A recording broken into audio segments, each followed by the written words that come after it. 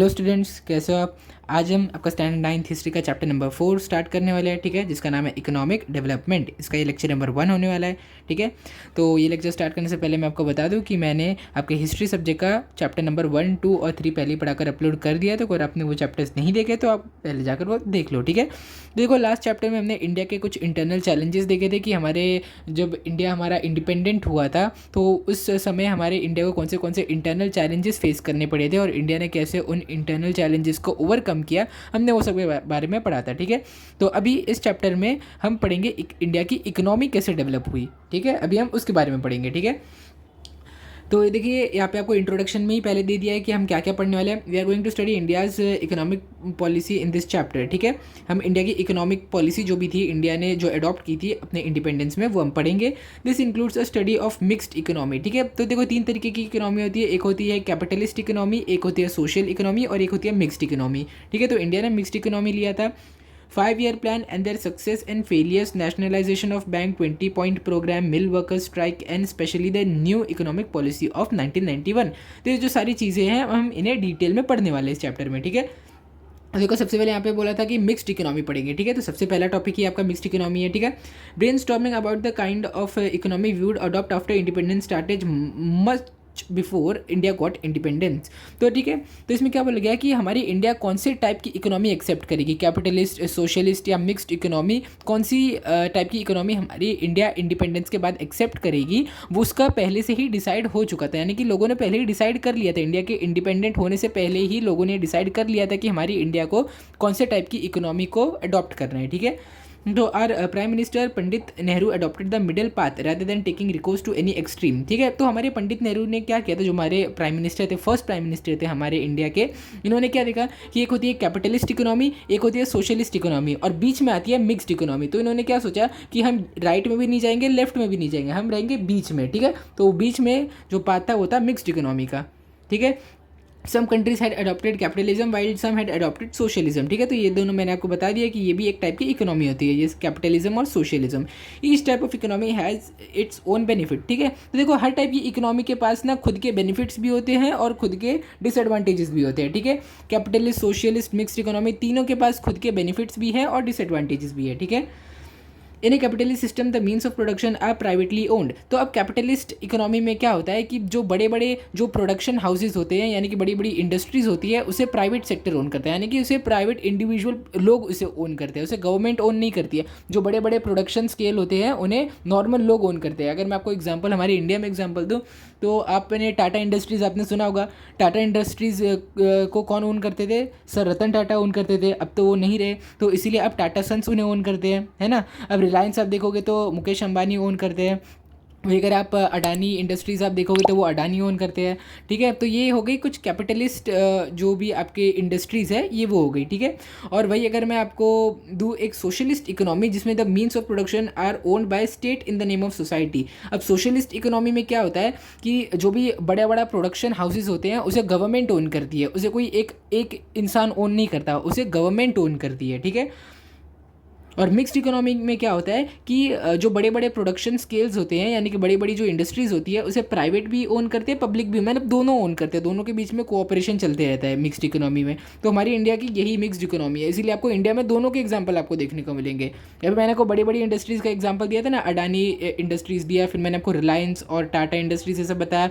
अब अगर मैं आपको पब्लिक सेक्टर में एग्जांपल दूं तो आपने यूनिलीवर सुना होगा। यूनिलीवर एक पूरी की पूरी गवर्नमेंट बॉडी है, ठीक है। वही अगर आप देखोगे कि आपकी बुक्स जो पब्लिश करते हो बाल भारती करती है ना, बाल भारती भी एक गवर्नमेंट के अंडर एक इंडस्ट्री है, वो करती है ना। तो ऐसी ढेर सारी गवर्नमेंट की भी हमारे जो इंडिया है इसमें गवर्नमेंट के भी बड़े बड़े प्रोडक्शन स्केल्स है और हमारे प्राइवेट सेक्टर की भी बड़े बड़े इंडस्ट्रीज़ है यहाँ पे। तो इसीलिए हम एक मिक्स्ड इकोनॉमी है। अगर दोनों में से कोई एक होता तो हमारी इकोनॉमी या तो सोशलिस्ट होती या तो कैपिटलिस्ट होती। In order to achieve economic development of modern India we gave preference to a mix type of economy, ठीक है। अब देखो, अब हमारी इंडिया में जब इंडिपेंडेंस मिला, ना ही हमारी गवर्नमेंट के कुछ जो भी आप बोल सकते हो कि हालात अच्छे थे और ना ही नॉर्मल लोग के हालात अच्छे थे। तो हमें क्या ज़रूरत थी कि प्राइवेट इंडिविजुअल भी अपनी बड़ी बड़ी इंडस्ट्री सेटअप करे और गवर्नमेंट भी अपनी बड़ी बड़ी इंडस्ट्री सेटअप करे, ताकि दोनों का डेवलपमेंट हो। क्योंकि जब हमारी इंडिया को इंडिपेंडेंस मिला तो दोनों का ही हाल बुरा ही था, ठीक है। तो इसीलिए हमने मिक्स्ड इकोनॉमी को चूज़ किया। We can see 3 parts of this kind of economy, ठीक है। अब हम देखते हैं कि 3 पार्ट क्या है। Public sector, the industries in this sector are completely under the control and management of government, for example production of defence equipment, ठीक है। तो पब्लिक सेक्टर में क्या होता है, पब्लिक सेक्टर में जो भी इंडस्ट्रीज होती है वो सबकी सब गवर्नमेंट ओन करती है, ठीक है। यानी कि जो इंडिया की गवर्नमेंट या फिर जो भी स्टेट गवर्नमेंट होगी वहाँ की, वो ओन करती है, ठीक है। यानी कि अगर आप एग्जांपल देखो तो डिफेंस इक्विपमेंट, जो भी डिफेंस इक्विपमेंट बनते हैं, यानी कि गन्स हो गया, शिप्स हो गए, हेलीकॉप्टर्स, ये सब का जो प्रोडक्शन है वो सब गवर्नमेंट ओन करती है, ठीक है, हमारे इंडिया में। प्राइवेट सेक्टर में देखते हैं the industries in this private sector are owned by private industrialist, ठीक है। अब इसमें जो भी इंडस्ट्रीज होती है वो नॉर्मल इंडिविजुअल यानी कि नॉर्मल इंसान, ये कोई एक अकेला इंसान हो सकता है या तो हो सकता है 4 या 5 इंसान का ग्रुप हो, ठीक है। वो एक बहुत बड़ी बड़ी इंडस्ट्रीज को वो ओन करते हैं, ठीक है।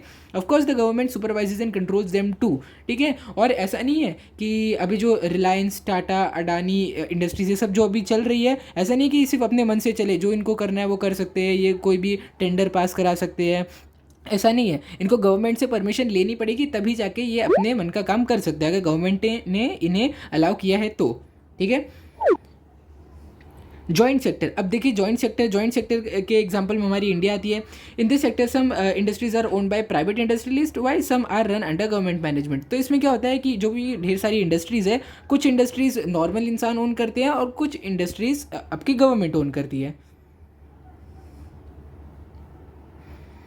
For mixed economy to run smoothly, there is need for cooperation between private and public sector, ठीक है। ऑब्वियस सी बात है, अगर एक कंट्री में आप दो अलग अलग तरीके की इकोनॉमी अगर आप दो अलग अलग सेक्टर की आप इकोनॉमी चला रहे हो, तो आपको उन दोनों के बीच में आपको कोऑपरेशन बहुत ज़्यादा ज़रूरी है, ठीक है।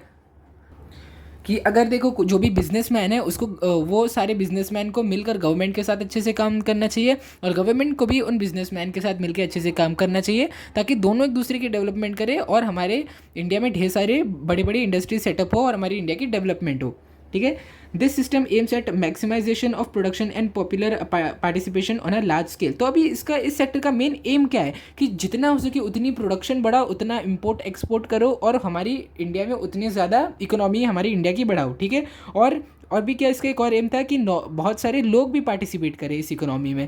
ऐसा नहीं है कि सिर्फ कोई भी एक, अभी मान लो हमारे इंडिया में 140 करोड़ लोग रहते हैं, तो ऐसा नहीं है सिर्फ 1 करोड़ लोग मिलकर काम करें, हम चाहेंगे कि सारे लोग मिलकर काम करें एक साथ, ठीक है। An effort has been made in this system to bring together the good aspect of both capitalist and socialist economy। तो अब क्या हुआ कि यहाँ पे हमारे इंडिया में ये जो इकोनॉमी, मिक्स्ड इकोनॉमी हमने जो चूज़ की थी, तो इसमें एफर्ट लिया गया कि किस लिए, ताकि कैपिटलिस्ट इकोनॉमी का जो बेनिफिट हो वो भी हमारी इंडिया को मिले, सोशलिस्ट इकोनॉमी के भी बेनिफिट हमारे इंडिया को मिले, ठीक है। दोनों टाइप की इकोनॉमी के बेनिफिट्स ताकि हमारे इंडिया को मिले, इसीलिए हमने मिक्स्ड इकोनॉमी को चूज़ किया, ठीक है।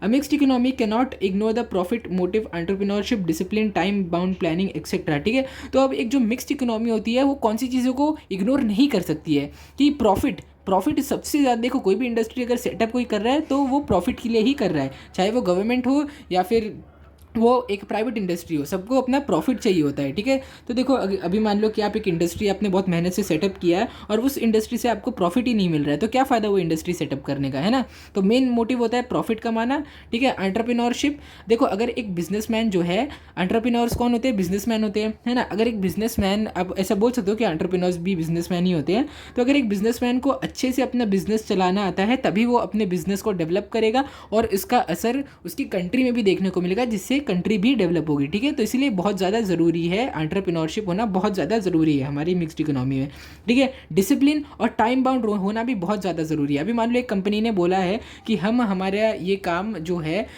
वो अगले महीने करेंगे, ठीक है, लेकिन अगला महीना करते करते वो अपना काम अगले साल पूरा करे, ठीक है। तो यानी कि कोई भी टाइम प्लानिंग नहीं है उनमें, है ना। अब टाइम प्लानिंग नहीं है तो ऑब्वियसली बात है उनके पास डिसिप्लिन नहीं होगा। तो लेकिन ये बहुत ज़्यादा ज़रूरी है कि अगर कोई भी कंपनी एक काम ऐसे पर्टिकुलर टाइम पे बोल रही है करने, तो वो करके देगी, ठीक है। तो इसके लिए डिसिप्लिन और टाइम बाउंड प्लानिंग बहुत ज़्यादा ज़रूरी है। अब mixed economy also naturally tends to give priority to national interest, ठीक है। तो अब जो पूरे देश का जो इंटरेस्ट होता है मिक्स्ड इकोनॉमी में, देखो नॉर्मल इंसान भी काम करते हैं और गवर्नमेंट भी काम करती है, तो इसका सीधा असर देखने को मिलता है कि मिक्स्ड इकोनॉमी उन चीज़ों को बेनिफिट करती है जिसको देश चाहता है, ठीक है। Long development is stressed upon with priority, ठीक है। तो इसमें main stress long term development पे दिया जाता है, ऐसा नहीं कि हमें शॉर्ट टर्म डेवलपमेंट चाहिए, हमें लॉन्ग टर्म डेवलपमेंट चाहिए। अब लॉन्ग टर्म डेवलपमेंट में क्या एग्जांपल है वो अभी हम देखते हैं, ठीक है। The industries like defense, scientific research, education, road, railway, waterways, seaport, and airport development require huge capital investment, but the returns in these areas are delayed. तो देखो अभी ये जो मैंने सारे एग्जांपल्स किए ये है आपके लॉन्ग टर्म डेवलपमेंट के अंदर आते हैं। तो अभी यहाँ पे क्या बोला गया है कि defence, scientific research, education, road, railway, waterway, ये सब में जो इन्वेस्टमेंट होती है बहुत बड़ी इन्वेस्टमेंट चाहिए होती है। ये सब अगर सेक्टर्स में आपको कोई भी डेवलपमेंट करनी है तो आपको बहुत बड़ी इन्वेस्टमेंट चाहिए होती है, ठीक है। लेकिन क्या होता है कि अगर आपने इसमें आज पैसा डाल दिया है, अपने ढेर सारे पैसे आज अगर आपने इन्वेस्ट कर दिए है, तो बहुत हाई पॉसिबिलिटी है कि ये जो पैसे हैं आपको आज तो नहीं मिलेंगे, 3-4 साल में भी नहीं, ये आपको 15 से 20 साल बाद आपको ये पैसे मिलेंगे, ठीक है। तो इसलिए क्या होता है कि जो प्राइवेट इंडस्ट्रियलिस्ट होते हैं वो इन चीज़ों में पैसा नहीं लगाना चाहते। वो नहीं चाहते कि हमारा पैसा ऐसी चीज़ में लगे जो हमें हमारा रिटर्न 15 से 20 साल बाद देगी, ठीक है। तो इसीलिए इन सिचुएशन में गवर्नमेंट को सामने आना पड़ता है और ये सब चीज़ों में गवर्नमेंट अपना इन्वेस्टमेंट करती है, ठीक है। तो आप तो जानती होगे ना, जो रेलवे बनता है, एयरपोर्ट बनता है, जो सी पोर्ट बनता है जहाँ पे शिप वो सब आते हैं, ये सब तो गवर्नमेंट ही बनाती है, कोई प्राइवेट सेक्टर थोड़ी बनाता है ये सब, है ना। साइंटिफिक रिसर्च भी गवर्नमेंट करवाती है, एजुकेशन भी गवर्नमेंट इम्प्रूव करवाती है, रोड्स भी गवर्नमेंट ही बनवाती है ना। ये सब थोड़ी आपके जो प्राइवेट इंडस्ट्रियलिस्ट है वो करने जाएंगे, है ना। Thus, India adopted the mixed economy model and 5-year plan and started off on its path of development. ठीक है, तो इसीलिए इंडिया ने हमारी मिक्स्ड इकोनॉमी चूज़ किया और अपने डेवलपमेंट के पाथ पे आगे चलना शुरू कर दिया। The industrialist policy of 1973 increase the speed of development. तो अभी जो साल 1973 में हमारी जो इंडस्ट्रियल पॉलिसी आई थी उसने डेवलपमेंट को बहुत ज़्यादा बूस्ट दे दिया, ठीक है।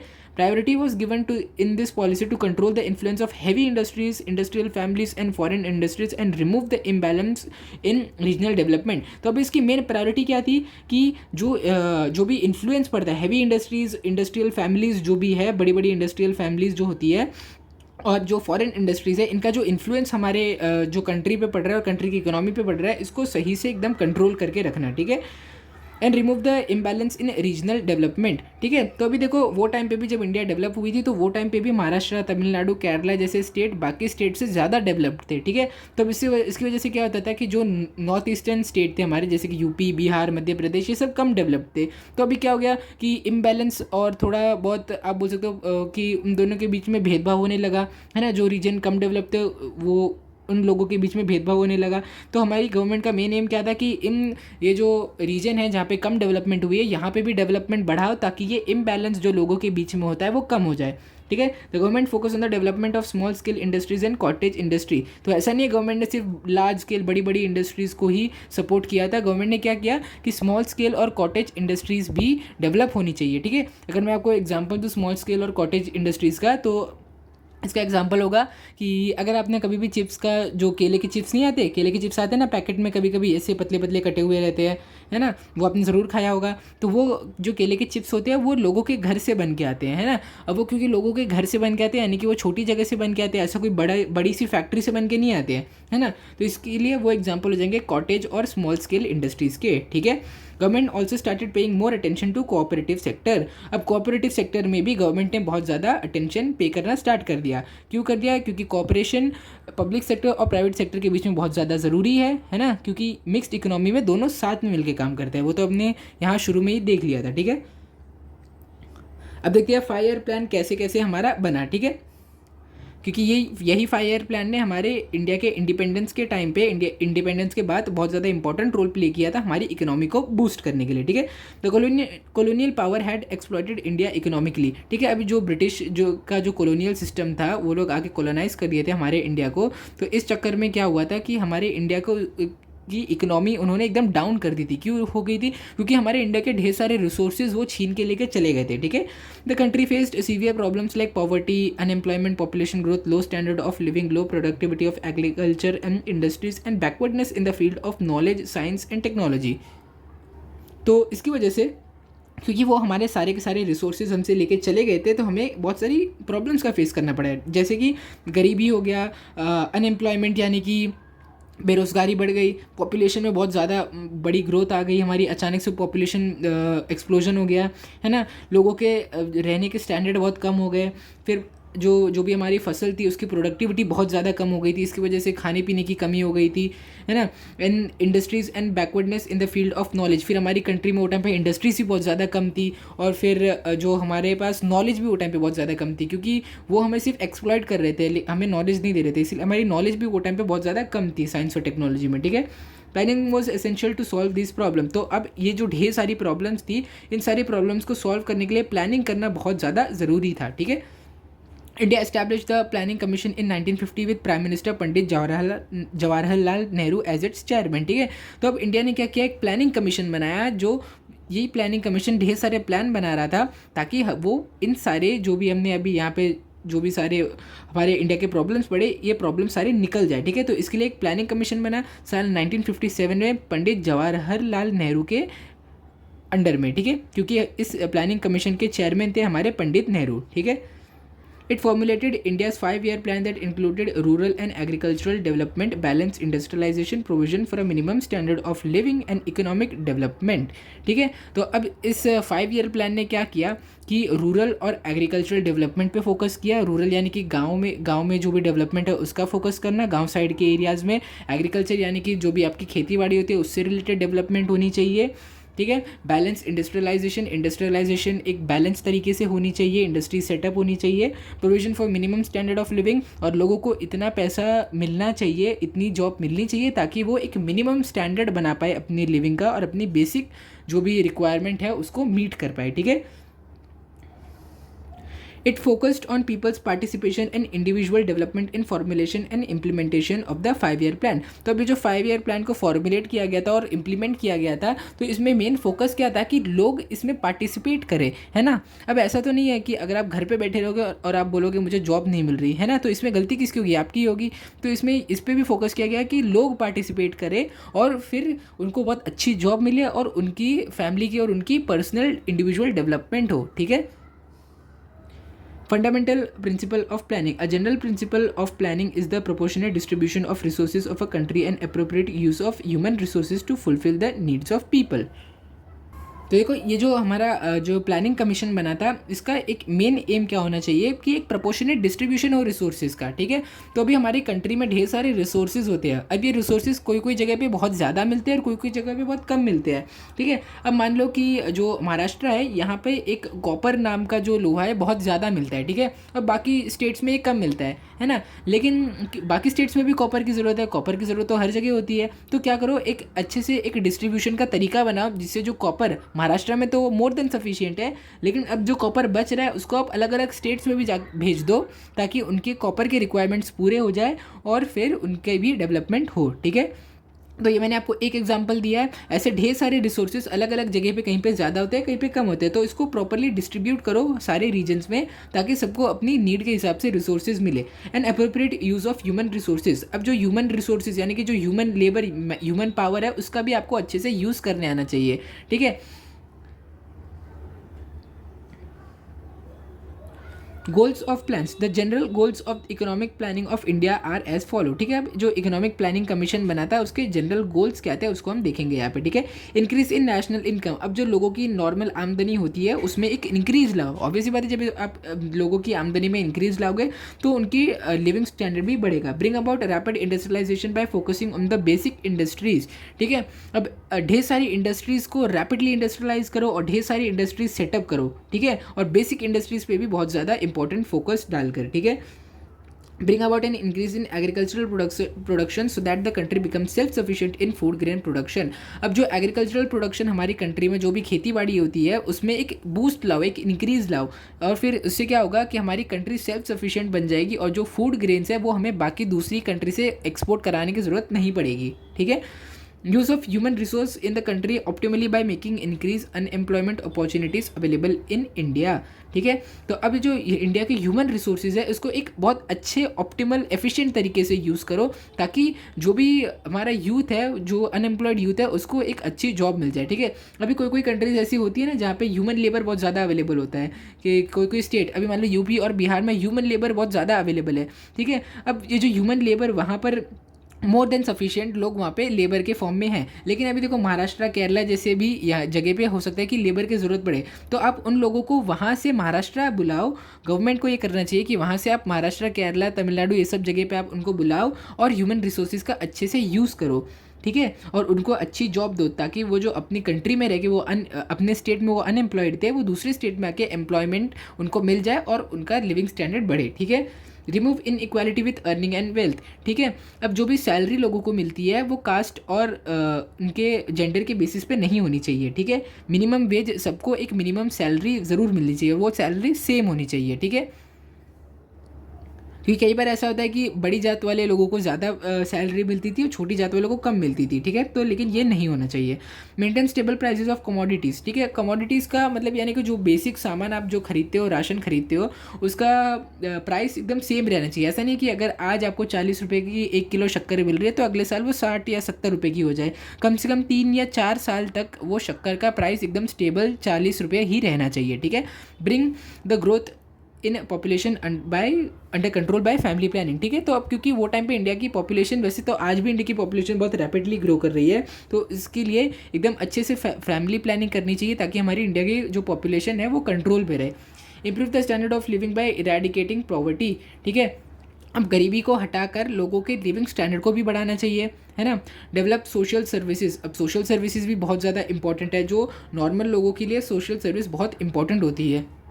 तो सोशल सर्विसेज में वो लोग जिन्हें उतनी ज़्यादा डेवलपमेंट का एडवांटेज नहीं होता है, उनकी हेल्प की जाती है सोशल सर्विसेज में, ठीक है। Making the economy self sufficient, अब देखो कोई भी कंट्री का मेन मोटिव क्या होता है कि उसकी इकोनॉमी एकदम सेल्फ सफिशिएंट बन जाए, ठीक है। तो हमारी इंडिया का भी एम वही था और हमारी मिक्स्ड इकोनॉमी के 5 ईयर प्लान का भी एम वही था कि हमारी इकोनॉमी सेल्फ सफिशिएंट बने, ठीक है।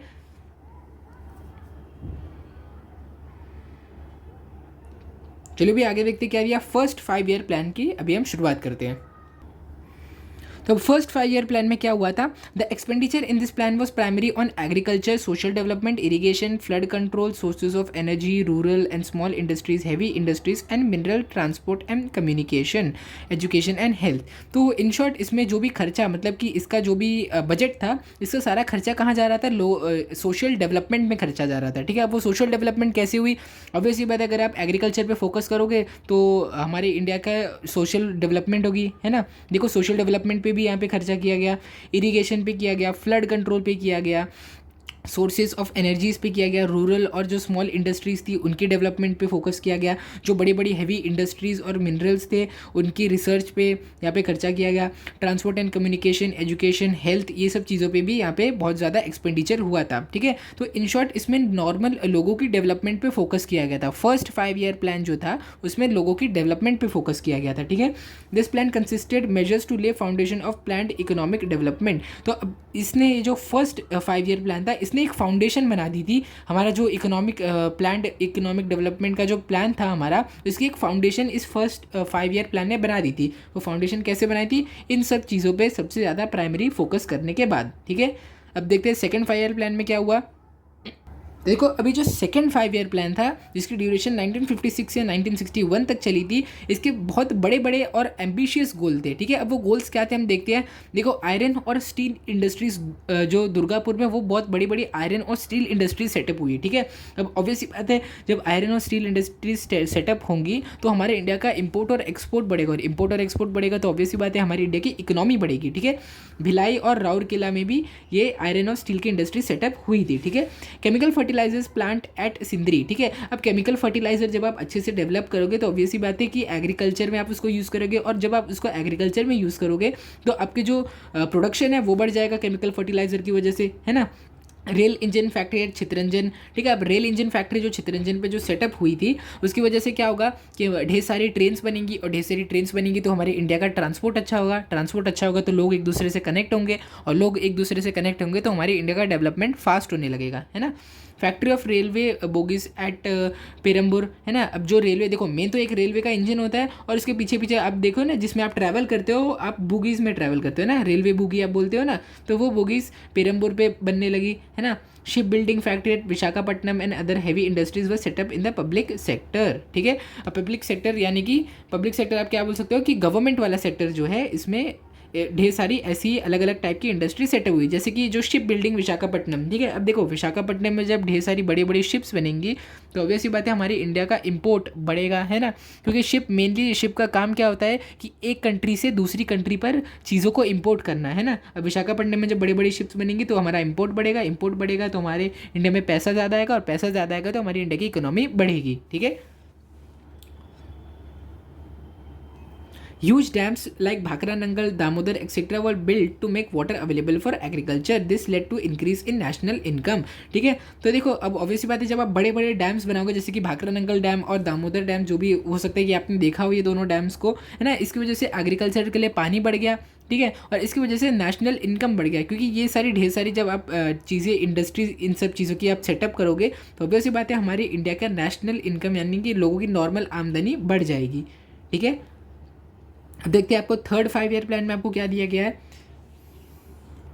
तो देखिए थर्ड 5 ईयर प्लान में क्या हुआ था, this plan aimed at bringing about balance in industrialisation and agriculture. तो अभी इस जो थर्ड 5 ईयर प्लान था इसका मेन गोल क्या था कि इंडस्ट्रियलाइजेशन और एग्रीकल्चर में एक बैलेंस लाओ। ऐसा नहीं कि इंडस्ट्रीज बहुत ज़्यादा सेटअप कर दो और एग्रीकल्चर अंडर डेवलप रह जाए, या फिर ऐसा भी नहीं कि सिर्फ एग्रीकल्चर पे फोकस करो और इंडस्ट्रीज पे फोकस ना करो, ठीक है, दोनों पे इक्वल फोकस होना चाहिए।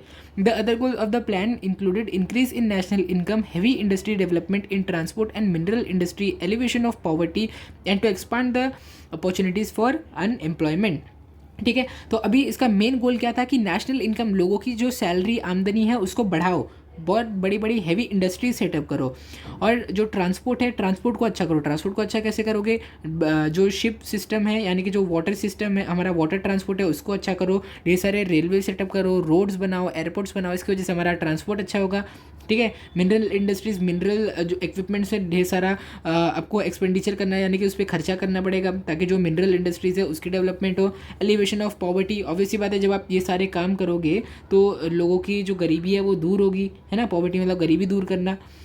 And to expand the opportunities for unemployment, ठीक है, तो इसमें भी आपका ऊपर ही है, क्योंकि आप अगर जब ढेर सारी इंडस्ट्रीज सेटअप करोगे तो ऑब्वियसली बात है कि लोगों की जो बेरोजगारी है वो कम होगी, है ना, और लोगों को जॉब मिलेगी। After the third 5 year plan 3 1 year plans were implemented. देखो जब थर्ड 5 ईयर प्लान जब इम्प्लीमेंट हो गया था तो इसके बाद 3 प्लान्स ऐसे सेटअप किए गए थे, 3 1 ईयर प्लान्स को सेटअप किया गया था जो कि साल 1966 से साल 1969 तक चले थे, ठीक है। तो अब क्या था, अब ये पीरियड बहुत ज़्यादा इंटेंस था, क्यों था, क्योंकि यहाँ पे हमें फेमाइन देखने को मिला था, ठीक है। और क्या हुआ था, फेमाइन के साथ साथ ही चाइना ने हमारे कंट्री के अंदर इन्वेड कर लिया था, उसके बाद हमारे पाकिस्तान से वॉर हो गई। तो ये सब के चलते गवर्नमेंट को ना फोकस भी ज़्यादा डिफेंस भी ज़्यादा फोकस करना पड़ा रादर दैन हमारी कंट्री के डेवलपमेंट पे, ठीक है। और ऑब्वियसली बात है ज़रूरी था, क्योंकि अगर वो टाइम पे हम हमारे डिफेंस पे फोकस नहीं करते तो चाइना इन्वेड करके हमारी ज़मीन भी छीन लेता और हम पाकिस्तान से वॉर भी हार जाते, ठीक है। तो अब इसके बाद क्या हुआ, also the famine required the government to undertake major to tackle the effects of famine, ठीक है। अब फेमाइन की वजह से भी ऑब्वियसली बात है हम हमारे लोगों को भूखा तो नहीं मरने दे सकते, क्योंकि फेमाइन यानी कि जो जब सूखा पड़ जाता है, जब सूखा पड़ जाता है तो क्या होता है कि फेमाइन में बारिश ज़रा भी नहीं होती है और पानी की बहुत भारी कमी पड़ जाती है। पानी की कमी पड़ती है तो एग्रीकल्चर नहीं होता तो फूड ग्रेन नहीं बनते और लोगों को खाना नहीं मिलता, तो इसकी वजह से लोग भूखे मरने लगे थे, ठीक है। All this issues stressed on the Indian economy greatly, ठीक है। तो इसकी वजह से क्या हुआ, हमारे इंडिया की इकोनॉमी पे बहुत बड़ा स्ट्रेस पड़ने लगा, है ना। ऑब्वियसली बात है जब फेमाइन होगा, वॉर्स होंगी तो हमारी इंडिया की इकोनॉमी पे बहुत बुरा असर पड़ेगा इसकी वजह से, ठीक है। ठीक है, तो अभी देखो मुझे लगता है कि आपका लेक्चर बहुत ज़्यादा एक्सटेंड हो चुका है, तो इसलिए जो फोर्थ 5 ईयर प्लान है ये हम हमारे नेक्स्ट लेक्चर यानी कि लेक्चर नंबर 2 में से स्टार्ट करेंगे, ठीक है। मुझे लगता है जो चैप्टर है ये हमारा 3 लेक्चर्स में कंप्लीट होगा। लेक्चर 1 में हमने एंड किया हमारे थर्ड 5 ईयर प्लान पे, और लेक्चर नंबर 2 में हम स्टार्ट करेंगे हमारे फोर्थ 5 ईयर प्लान से, ठीक है। तो मुझे उम्मीद है कि इस चैप्टर में मैंने जो भी चीज़ें आपको बताई बहुत अच्छे से आपको समझे होंगे, और सारे के सारे इसके जो भी इवेंट्स है और सारी डेट्स आपको एकदम क्रिस्टल क्लियर हो गई होगी। तो अगर आपको वीडियो अच्छा लगा होगा तो इस वीडियो को लाइक करो, शेयर करो और चैनल को सब्सक्राइब करो। Thank you.